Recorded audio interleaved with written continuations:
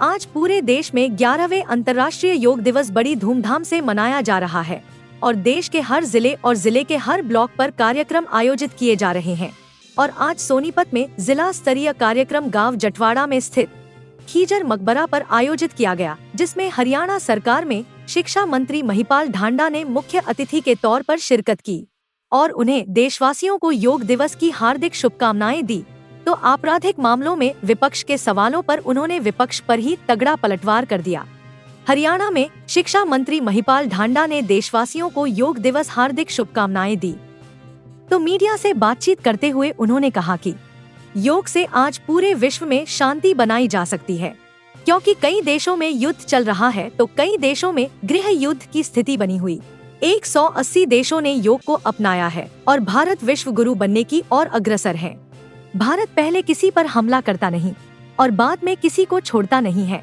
तो हरियाणा में शराब कारोबारियों की हत्या और व्यापारियों से रंगदारी मांगने पर विपक्ष के हमलों, खासकर उन्होंने हुड्डा परिवार पर तगड़ा जुबानी हमला बोला।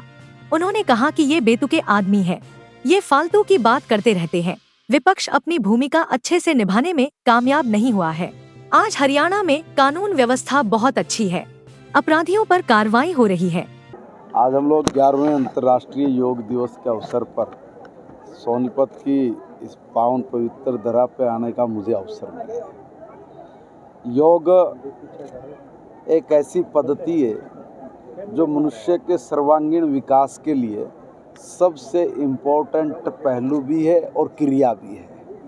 अगर हमने निरंतर योग किया तो योग की साधना से जहाँ हमारा शरीर, हमारा मन, हमारी बुद्धि, ये सब एकाग्रता की स्थिति में पहुंचकर मनुष्य को स्वयं के साथ जोड़ती है और स्वयं के साथ जुड़ा हुआ इंसान वो परमात्मा के साथ जुड़ा हुआ समझा जाता है, माना जाता है।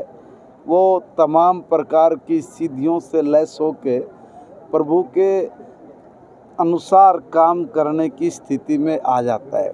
तो इतना जब ज़बरदस्त इस योग का संबंध है तो सारी पृथ्वी पर रहने वाले लोग इस योग को करके निरोगिता के साथ जिस उद्देश्य से इस धरा पर आए उस उद्देश्य को पूरा करेंगे, शांति से, समृद्धि से।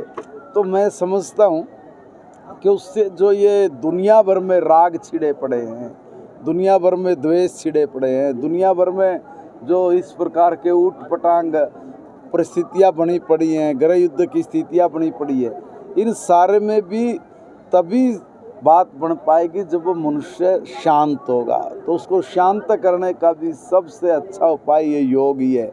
और भारत ने सारी दुनिया को जो ये योग भेजा है उसको 180 से ज़्यादा देशों ने अपनाया है। और मैं समझता हूँ कि भारत दुनिया में कहीं भी होड़ में शामिल नहीं होता, उसका पीछे एक बहुत बड़ा कारण ये योग ही है। क्योंकि बरसों बरसों से हम लोग जो योग के तप से जो अपने जीवन को जीते आए हैं, उसी का नतीजा है कि हमने कभी किसी पर आक्रमण करने की, किसी के प्रति दुर्भावना रखने की, किसी को नुकसान पहुंचाने की कभी आज तक सोचा ही नहीं। हमारा लाखों साल पुराना इतिहास है, लाखों साल पुराने इतिहास में एक भी घटना ऐसी नहीं होगी कि जहाँ पर कोई व्यक्ति, कोई देश भारत के ऊपर छोटी सी उंगली भी उठा पाए। कहीं पर हुई तो उसमें योग का भी बड़ा, मैं कहूँगा, योगदान रहा है। और इस योग को सारी दुनिया ने अपनाने का जो संकल्प लिया है, हम कहते हैं कि उसी के जरिए दुनिया में हम लोग शांति स्थापित करेंगे। नजर आ रहे हैं ये तो कुछ भी कह देंगे, इनके कहने का थोड़ी कुछ भी है। बेतुके आदमी है, फालतू की बात करते रहते हैं, इनकी बात का कोई अर्थ नहीं है। देखिए, इनको हर जगह पर कुछ भी कहने के लिए ये विपक्ष से जो भूमिका निभानी चाहिए वो ये 1% भी नहीं निभाते हैं। आज प्रदेश में कानून व्यवस्था बिल्कुल दुरुस्त है और जो भी कोई उलट काम करता है, गलत काम करता है, प्रशासन उसको सख्ती के साथ निपटता है, उस पर उतनी कार्रवाई बनती है और वो होती है। शिक्षा मंत्रालय में हिंदी के प्रयोग पर महिपाल ढांडा ने कहा कि हिंदी हमारी राष्ट्रीय भाषा है और इसमें काम करने के लिए हमें गर्व होना चाहिए। हम स्कूलों में सभी भाषाएं सिखाते हैं, लेकिन अपनी राष्ट्र भाषा से प्रेम है हमें, इसलिए मैंने कहा कि हिंदी का प्रयोग किया जाए। हमें किसी अन्य भाषा से कोई आपत्ति नहीं है। मैं तो खुद कहता हूँ कि हमें सभी भाषाएं आनी चाहिए। वहीं उन्होंने हरियाणा बोर्ड के अधिकारियों की नकल कराने मामले में भूमिका पर कार्रवाई के सवाल पर कहा कि जांच हो रही है और धीरे धीरे सभी पर कार्रवाई की जा रही है, एकदम से कार्रवाई नहीं हो सकती। शिक्षा विभाग नकल रहित परीक्षा करवाने के लिए जाना जाता है। मैंने सिर्फ यही कहा कि मैं अपने विभाग में हिंदी में काम करने के लिए मैंने कहा है। हर पत्तर हर चीज़ वो हिंदी में आए, हिंदी में मेरे विभाग में काम हो, इसमें बुराई क्या है। हिंदी मेरी राष्ट्रभाषा है।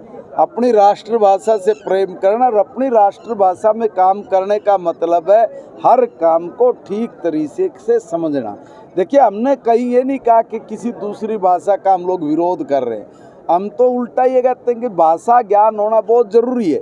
जितनी भाषाओं का ज्ञान होगा उतना ही हमारे जीवन में सुगमता आएगी, आसानी आएगी, सरलता आएगी। आपने जिसने जिस भाषा में को पढ़ना है, जानना है, जानिए।